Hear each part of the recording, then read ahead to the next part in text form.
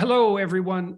I'm here today talking with a friend of mine, Kelly Craft. She was ambassador to Canada some years ago. We met in Ottawa, developed a friendship, her and her husband, Joe, and my wife, Tammy, and we've got to know each other over the years. And she is presently in a very tight primary race in Kentucky, where she's, well, striving to become the state's next governor. And I thought I would talk to her today. We've had a fair number of discussions as her campaign has progressed, and I thought I would talk to her today about what she's learned on the campaign trail. One of the things I really learned as I've traveled around about people who are effective leaders is that they're very good listeners. And I thought Kelly had some interesting stories to tell about what she has gathered to herself, talking to people all over Kentucky on the campaign trail. And so, Kelly, how long have you been campaigning now? So we made the announcement, Jordan, on September 7th of last year in my hometown of Glasgow, Kentucky. And we kicked off the campaign on September 13th. So we kicked it off and I basically hit the ground running, and we started a kitchen table tour. And as one of the very reasons that you and Tammy and Joe and myself, the reason we bonded, I think, is the fact that we believe in families. We believe in that kitchen table. And so, what I learned from my time as serving as the ambassador to Canada, which is where I negotiated at a table against you Canadians, I learned the skill of listening and also working across the aisle, working with others, because what's important is we're all striving for the same thing here in Kentucky. And then as the ambassador to the United Nations, again, I negotiated around a table. And that just really, every time I would sit at a table, it brought me back home, because my mom and dad were really great listeners. My dad was a veterinarian, so he had a real special listening skill, because he had to listen to the temperature of the animals that he loved so much. And it really taught me well that when you listen, it's amazing what you learn. And Kentuckians are really smart. When I ask a question, they can tell me instantly whether or not I truly listen to them by the questions that I ask. And I find that people really want to be heard. They have never had anyone, first of all, meet them at their moment. And second of all, sit and listen unconditionally. So what have they told you that, I have two questions. I want to know what people have told you that you didn't know. And I also want to know why you decided to involve yourself in this race, because it wasn't necessary for you to do that. You're not a career politician. So what have you learned from going out and meeting people? How many meetings have you had, and what have people relayed to you? We just finished our 128th kitchen table stop, meaning where I actually sit and I spend at least 2 hours with groups of people. So I've traveled all 120 counties, but these are actual stops. And what I have learned is everyone wants the same thing. Everyone desires for their children and their grandchildren to have better opportunities. And, people are craving to go back to that common sense, to go back to the table, to that foundation, to having God at the center of the table.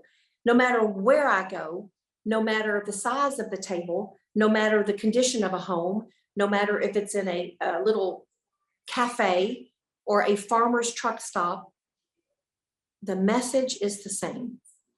We would like our children and grandchildren to have a better life.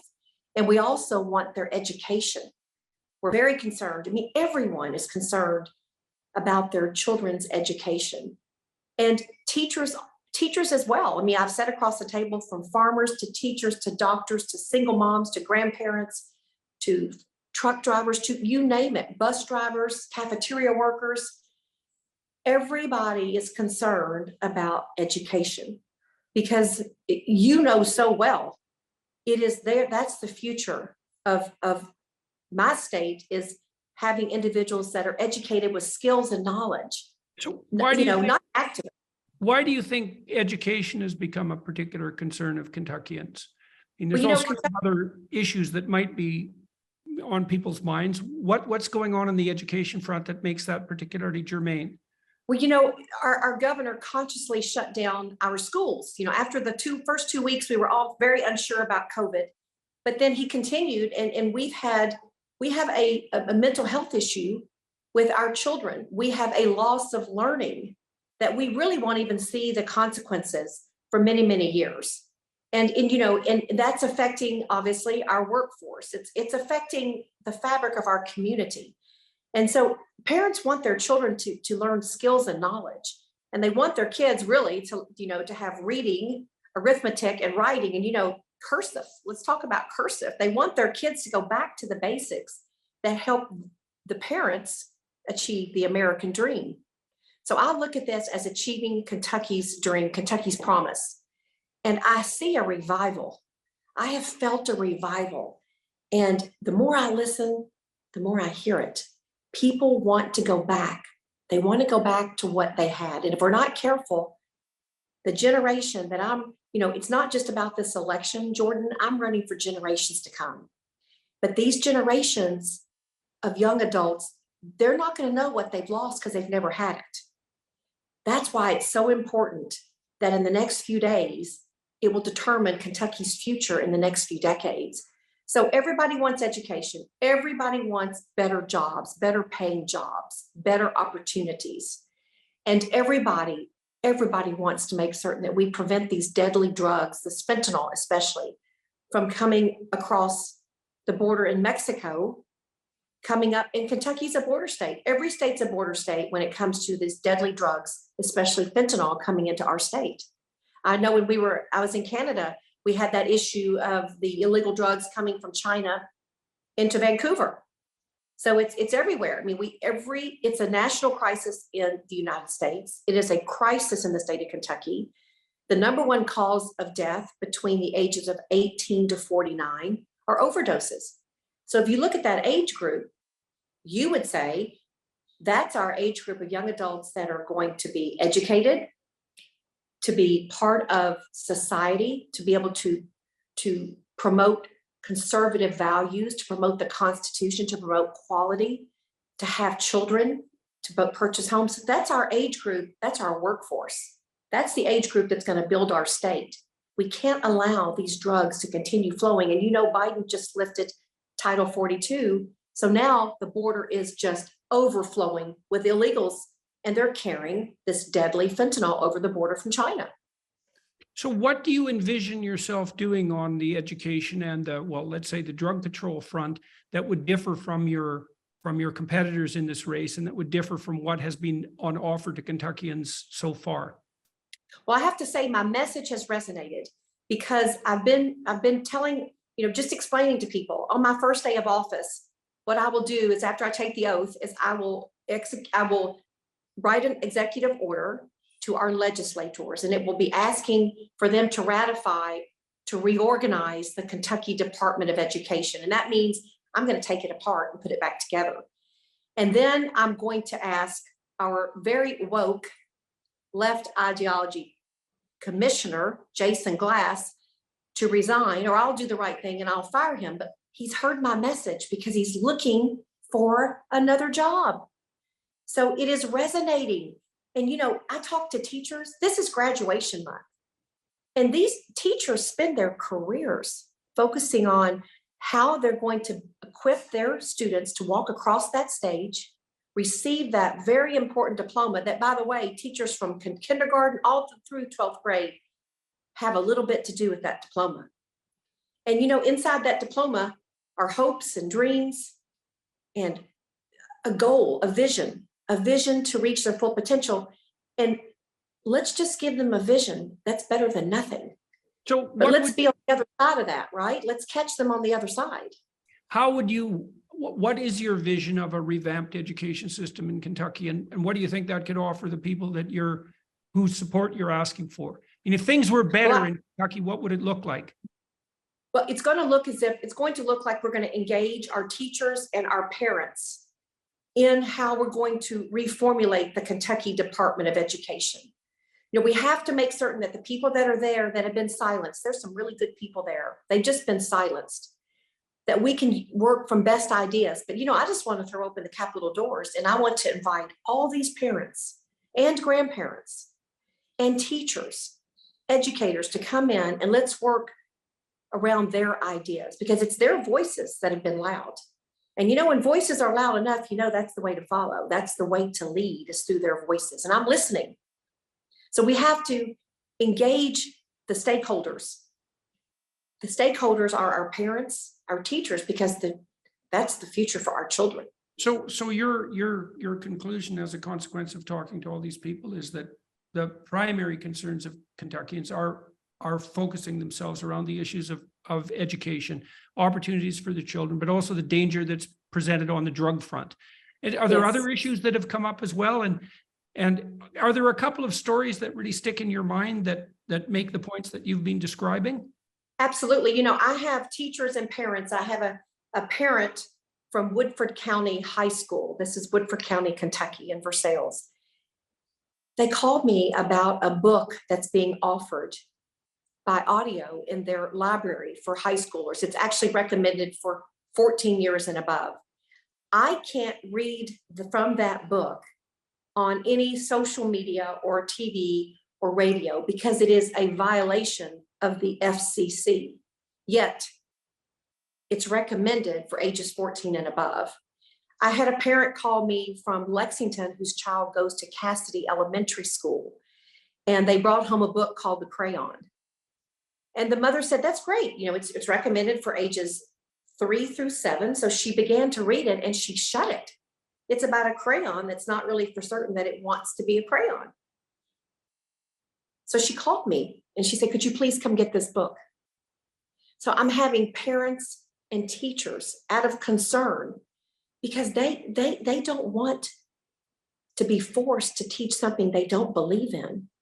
And they understand the importance of what's shaping our young adults' minds, our children. These are children. Children need to be children. You see a political agenda being put forward at the expense of high quality education in Kentucky, and you see parents reacting against that, attempting to express their concerns to you. What are they telling you on the drug front? Well, of course, I've had this empty chair with addiction in my family, and so many parents. Matter of fact, I've not sat down with one family that has not experienced the heartache of either a family member or a loved one in their neighborhood, someone on drugs. So I met with a mother last week, and she's had that empty chair with both the child that overdosed and died at the age of 38, and her daughter in her 40s is now in rehab. So the problem is, if we don't provide opportunities and a safety net for these individuals that are coming out of addiction facilities or incarcerated or juvenile detention. That's another issue that I know that you care immensely about. We have to develop a program before they leave. Yeah, well, you and I have talked a little bit about that, about trying to help people formulate a plan for their lives, which is, so one of the problems with addiction treatment, generally speaking, is that you can get people off of the drug from the physical perspective, let's say, in relatively short order. That often doesn't take more than a couple of weeks. But then if you put the person back in the environment that they're accustomed to, the probability that they will relapse is extremely high. And the literature on addiction treatment essentially indicates that unless people can formulate a strategy for providing themselves with reward in an alternative and higher quality manner, that the mere cessation of their strict addiction won't be enough to keep them going in the future. So it'd be very interesting to pursue some investigation on that front with you if things work out in your favor. But you understand that you can be released from rehab, but if you don't have a purpose, if you don't have someone to say, I'm going to give you a second chance, a third chance, or a fourth chance, and I'm going to employ you, that first taste of dignity, that somebody believes in you and that appreciates the fact that you have worked the system, yeah, I mean, that's vital to the success of that individual coming out. And these are individuals ranging from 12 all the way to 100. I mean, it doesn't care what your last name is, what your income, what your zip code. Most certainly doesn't care what your political affiliation is. These deadly drugs are in our state. It is a huge operation. It's an underground operation. And I've made it very clear. that if you're a member of a cartel, or if you are a drug trafficker, or anyone who provides a deadly illegal drug to a Kentuckian, then as governor, I will sign your death warrant, because it's the only way to send a direct, clear message. Kentucky doesn't fool around. You are not welcome in our state. And my big concern is now is after midnight last night, you think we've just seen the fentanyl before midnight. Well, as of today, May the 12th, we're really going to be having these illegal drugs. And furthermore, Jordan, we're going to see an uptick in human trafficking. These are young girls and boys, by the way. They are girls and they are boys, and they are crossing over this border, seeking freedom, carrying fentanyl. So their freedom turns into a forever trafficking, human trafficking. So, this is affecting our workforce. And this is the third area is our workforce. People want better paying jobs, but they also understand when you talk to small business owners, you can't find workers because either they haven't had the proper education, there's not been the opportunities in our education system, whether that is, I'm a firm believer in our technical schools, because I believe when those adults, people that are either graduating as seniors and going straight there, or people seeking a second career, they're ready to be in the workforce immediately. And most of them are debt free. So we need to be very nimble with our small business community and with our industries coming in. What do you need that we can, provide a skill and a trade so that you have a job? Mm-hmm. We have 5 men that are in drug court at the moment in East Kentucky that are going to be helping. Joe and I are partnering with Good Samaritan's Purse to build 57 homes this next year. And they're going to be doing part of the framing. Well, how cool is that? That these are guys that have to check off their list for drug court, or they have to go back into being incarcerated. They have dignity. They're going to have a job. What more can someone ask for? Just give them the opportunity. And as governor, don't make empty promises. Deliver. We have people living in tents here, Jordan. We have people living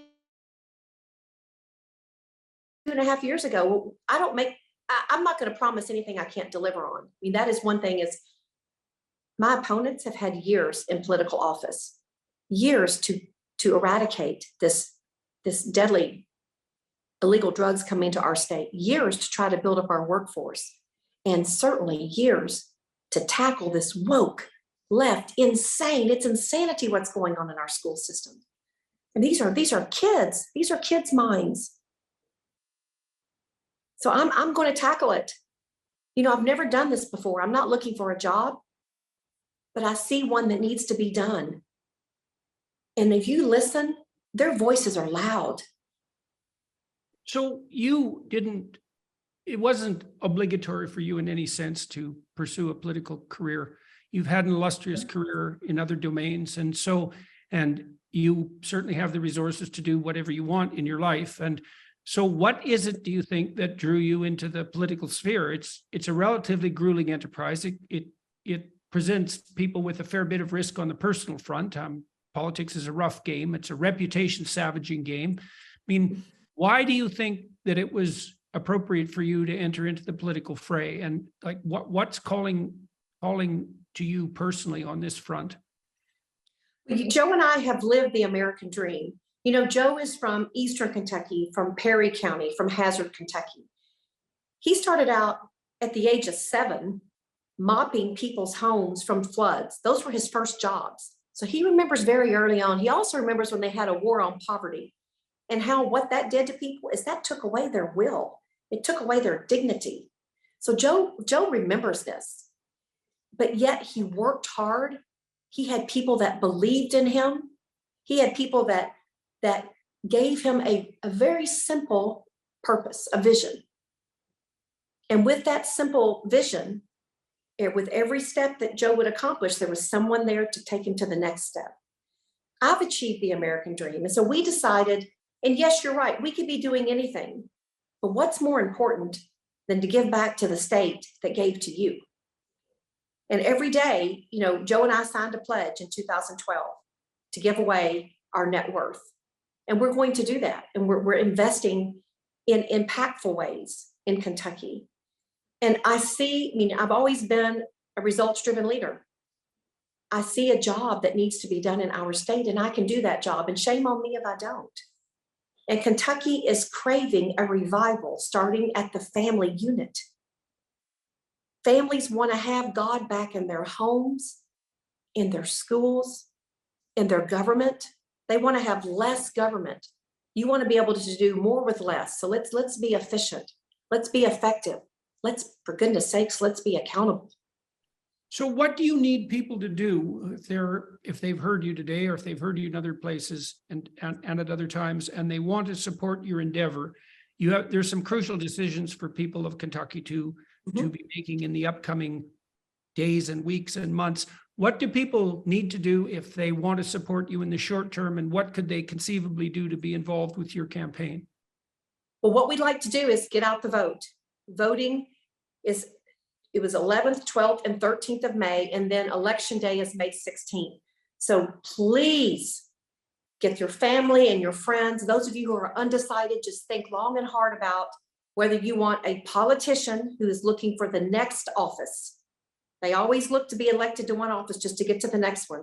Or do you want someone that's there because they care about our state? And this is not a stepping stone for me. I see a job that needs to be done. No one owns me. No special interest.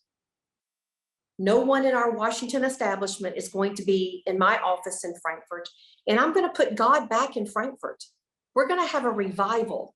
That revival starts at home. We've got to teach parents how to parent. We need to have discipline back in our homes, and most certainly, Jordan, in our schools. We have to have teachers respected. Our bus drivers deserve respect. Our cafeteria, our janitors, our law enforcement that's in the school system. We have to most certainly demand that of our families, but if our families don't have the resources and someone to guide them, what does it tell you if you are in your hometown and people just keep dishing out funds, or they give you, your SNAP benefits and they say, I'll see you next year? Well, that tells you that's all you're worth. Well, Kentuckians are worth far more than that. And I want to be able to provide that path from poverty to prosperity, because with that is dignity. And with that, you start holding yourself accountable. It all starts from within. You taught me that very early on. You have to clean up your own house first. And you have to make certain that you surround yourself with people. Yes, people that care about you, but also people that are going to challenge you. And I want to challenge Kentuckians because I love my state. I'm a mother, I'm a grandmother, I'm a daughter of Kentucky, I'm a sister. I'm in this arena because I'm going to fight for Kentuckians just like any mother would fight for their family, because Kentucky's my family. And Joe and I, every single day, you know us, every single day we think about, what are we going to do today to better the lives of Kentuckians? Mm-hmm. Well, I'm just going to take that same mentality and I'm going to use all my resources, all my connections.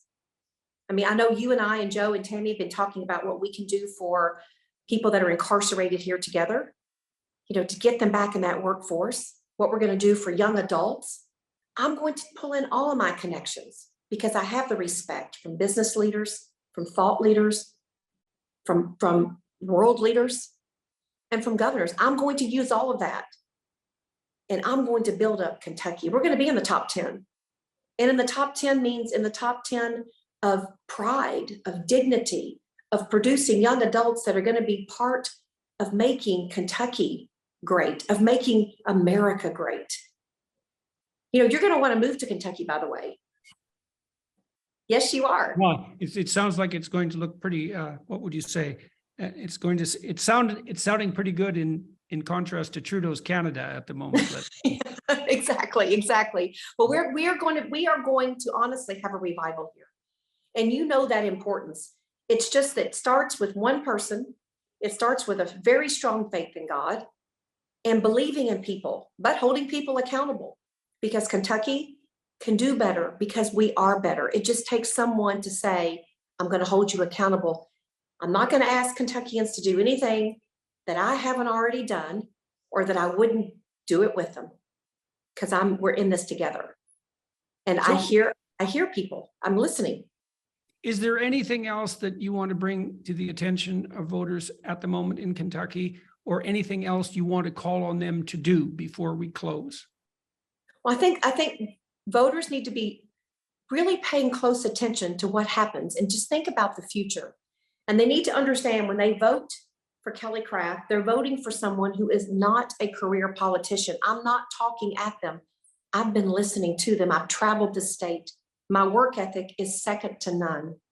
And I'm not owned by any special interest. I've not taken money from any special interest group. I don't have a super PAC that is loaded with special interest or with anyone from our Washington establishment.